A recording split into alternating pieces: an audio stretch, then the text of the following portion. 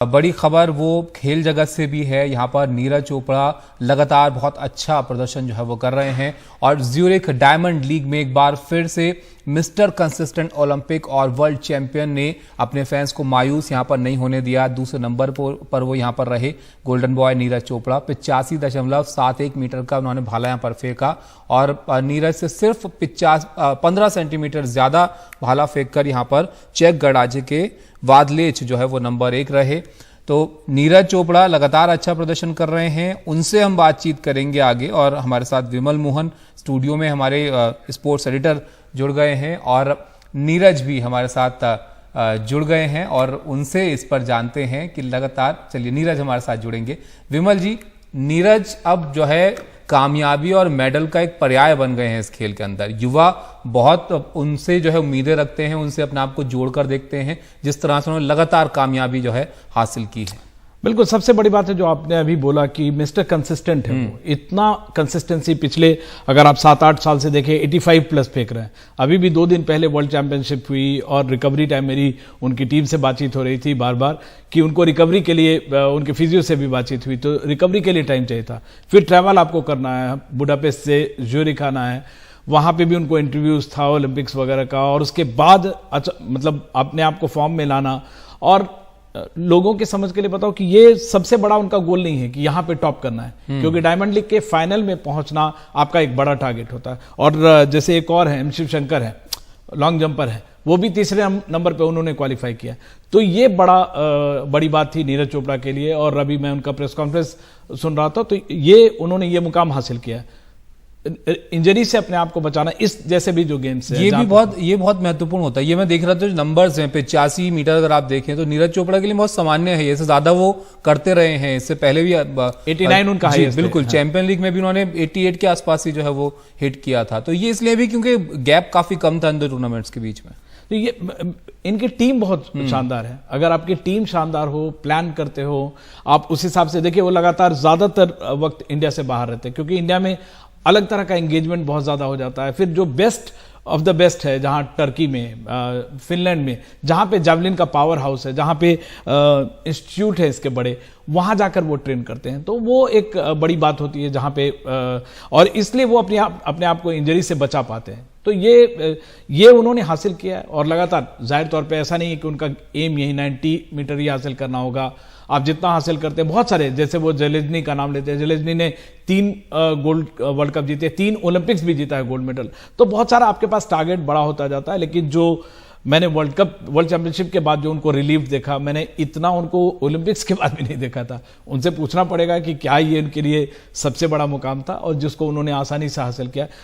जिस इंजरी की बात करें, इंजरी को मेंटेन करना किसी भी गेम में, और खासकर जैवलिन जैसे गेम में जहां थ्रोज हैं, आप बहुत सारे हमारे शॉर्ट पटर हैं इंजरी में रहते हैं, या जैसे आप देखिए अगर स्प्रिंटर्स भी होते हैं, तो जो एक इंजरी प्रोन गेम है, ये जिम्नास्टिक्स है। बिल्कुल, तो ये एक बहुत बड़ी बात होती है, और इससे अपने आप को बचाए रखा उनको, उनकी टीम को, इसके लिए शाबाशी देनी। और जो लोग देखते हैं ये खेल, क्योंकि आप तो बहुत क्लोजली विमल जी इसको वॉच करते हैं, जो खेल हैं अलग अलग तरह के, इसमें हम देखते हैं कि लगातार परफॉर्म करना भी एक बड़ी चुनौती होती है एथलीट्स के लिए। और नीरज चोपड़ा, जैसे कि आप बता रहे हैं कि वो अपने आप को कंसिस्टेंट रखने के लिए इन सब चीजों पर ध्यान रखते हैं कि वो इंजरी ना हो जाए, आपकी परफॉर्मेंस भी बनी रहे और उसको आप बेहतर भी करते रहें।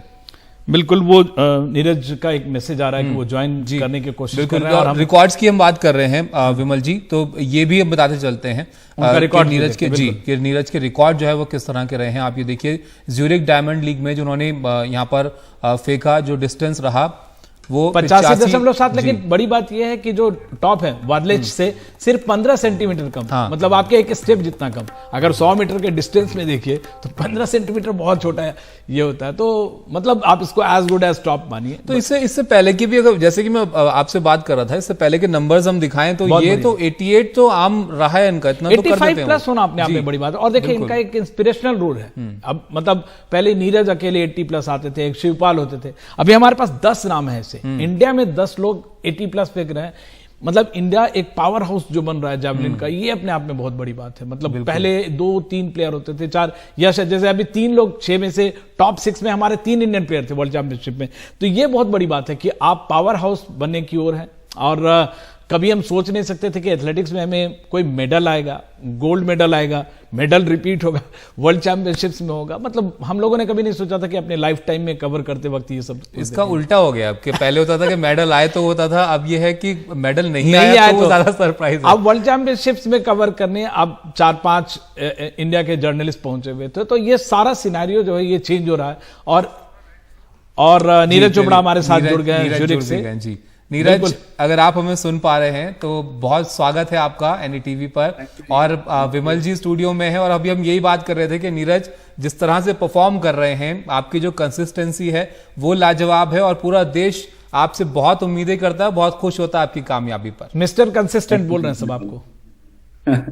थैंक यू जी। बस अभी तो बढ़ाना है, अभी इम्प्रूव करना है, और थोड़ा ऊपर जाके कंसिस्टेंट होंगे अभी। बिल्कुल नीरज, एक जो बड़ी बात है कि जो पिछले 4-5 साल में हुआ, 85+ आपका हमेशा रहा है।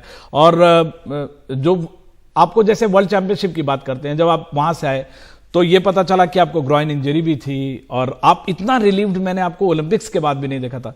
आपको लगता है वर्ल्ड चैंपियनशिप्स का जो मेडल था, गोल्ड मेडल, ये आपके करियर का सबसे मुश्किल भी था और सबसे आपके लिए बड़ा रहा? नहीं जी, देखो ओलंपिक्स भी अपने आप में मेरे लिए बहुत ज्यादा इंपॉर्टेंट थे, और ओलंपिक्स ही सबसे बड़ा गेम होता है एक एथलीट की लाइफ में। वर्ल्ड चैंपियनशिप इसलिए मुश्किल था कि मैं जस्ट इंजरी से रिकवर कर रहा हूँ इस साल, और इंजरी हो गई थी बीच में। टोक्यो में मैं बिल्कुल ठीक था, और वहां पे मैं अच्छे से मैं compete कर पा रहा था। यहाँ पे थोड़ा माइंड में मेरे हमेशा एक चीज थी इंजरी को लेके, तो उसके साथ उस चीज को माइंड में रख के और फिर गोल्ड जीतना वो बहुत बहुत बड़ा चैलेंज था।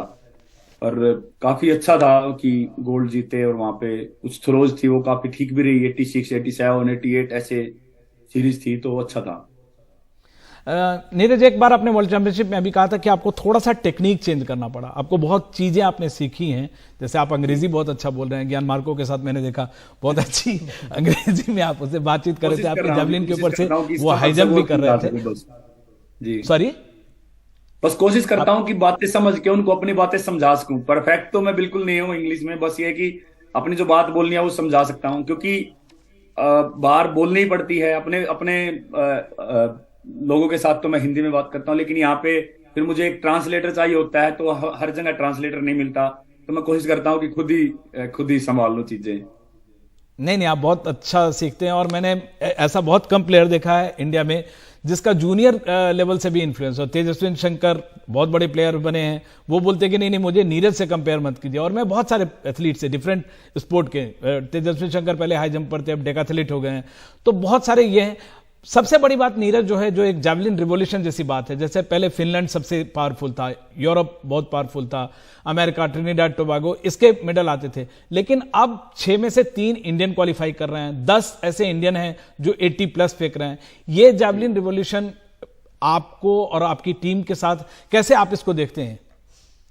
नहीं, मुझे तो लगता है जी कि जो एक टाइम आया था फिनलैंड का, जर्मनी का जो एक टाइम था, वो मुझे लगता है कि अभी इंडिया में आने वाला है, क्योंकि मुझे लगता है कि अपने वहां पे बहुत ज्यादा टैलेंट है, नेचुरल एक फास्ट आर्म है अपने इंडियन लोगों की, इंडियन बच्चों की। तो जेवलिन का वही होता है कि हमको जितना ज्यादा हम तेज थ्रो कर सके उतना ही अच्छा है, जितना फास्ट आर्म हो। बाकी टेक्निक की चीजें होती हैं, स्ट्रेंथ होती है, फ्लेक्सिबिलिटी है, तो वो चीजों पे काम किया जा सकता है। लेकिन एक नेचुरल जो टैलेंट होता है कि आपकी स्पीड होनी चाहिए और आपकी आर्म फास्ट होनी चाहिए, तो वो अपने अंदर टैलेंट है इंडिया में, और इसीलिए आप देखो काफी बच्चे निकल के आ रहे हैं। और वर्ल्ड चैंपियनशिप पे भी हम 3 थ्रोअर थे बेस्ट 6 में। जब आप किसी को देखते हैं तो उसको रोल मॉडल बनाते हैं जनरेशन। अब जैसे कि आप परफॉर्म कर रहे हैं, आपको देखकर बहुत सारे लोग आपसे पूछते भी होंगे कि नीरज आप कुछ टिप्स दीजिए, कुछ सिखाइए। तो आपको लगता है कि इंटरेस्ट जो है आपकी इन कामयाबी के बाद और बड़ा है लोगों के मन में जेवलिन को लेकर? टोक्यो ओलंपिक्स के बाद बिल्कुल बहुत ज्यादा चेंजेस आए हैं। लोगों ने ओलंपिक्स को देखा था, ना केवल मुझे, बाकी सभी स्पोर्ट्स को फॉलो किया था, अलग अलग जो भी गेम्स हो रहे थे वहां पे, क्योंकि पूरा लाइव टेलीकास्ट चला हुआ था टोक्यो का, तो सभी लोगों ने बैठ के सभी इवेंट्स को देखा था, सभी स्पोर्ट्स को। तो वो काफी बड़ा चेंज लेके आया है कि कैसे सभी फैमिलीज अपने बच्चों के साथ बैठ के देख रही थी, और लोगों को पता चला थोड़ा स्पोर्ट्स के बारे में, चीजें पता लगी कि कैसे सभी कम्पीट करते हैं और क्या क्या है ओलंपिक्स में। तो सबसे पहले आपके बारे में एक सॉरी, आप कुछ कह रहे थे। हाँ, सबसे पहले तो मैं बोलूंगा कि हमारे लोगों को स्पोर्ट्स में रुचि रखनी चाहिए, देखना चाहिए, समझना चाहिए स्पोर्ट्स को, और फिर अपने बच्चों को उस तरीके से सपोर्ट करें, उनको ग्राउंड पे भेजें, उनके खान पान का ध्यान रखें, तो ऐसे जाके चीजें जो है बहुत ज्यादा चेंज लेके आएंगी। नीरज ताबिश कह रहे थे कि आप बहुत सारे लोगों के रोल मॉडल हैं, और अब ज़ेलेज़नी का नाम लेते हैं, लेकिन यहाँ ज़ेलेज़नी को इंडिया में कोई नहीं जानता। ये बताइए, कुछ लोग जावलिन के जानते होंगे, आपके लिए रोल मॉडल कौन है?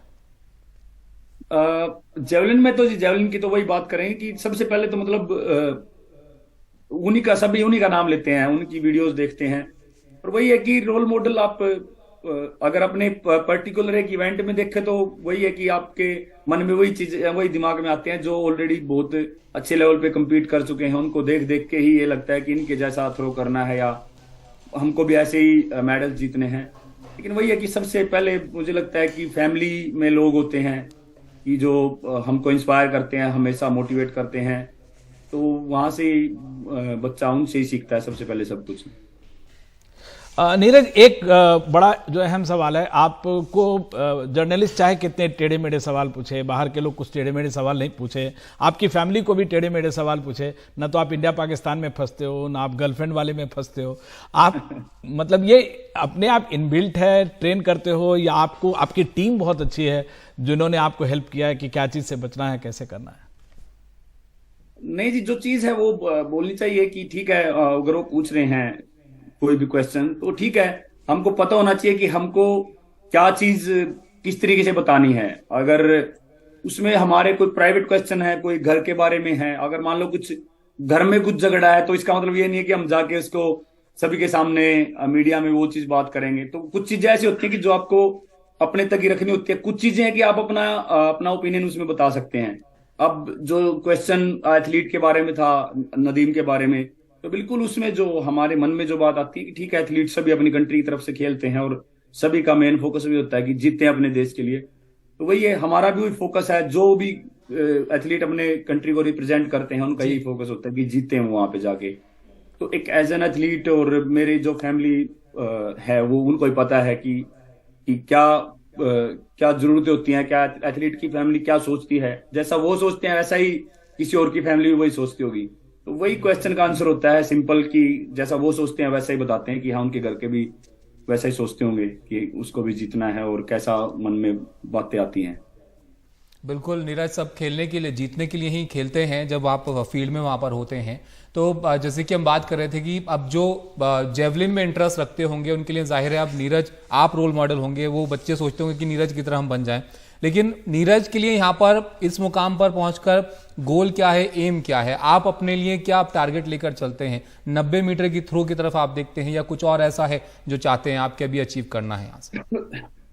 नहीं जी, बिल्कुल टारगेट डिस्टेंस का तो हमेशा रहता ही है कि हमको डिस्टेंस बढ़ाना है, लेकिन सबसे मेन फोकस वही होता है कैसे अपने आप को फिट रख सकें और लंबा स्पोर्ट खेल सके लंबे टाइम तक। और प्लानिंग होती है कि कैसे ट्रेनिंग करनी है पूरे साल, कौन सा कंपटीशन खेलना है।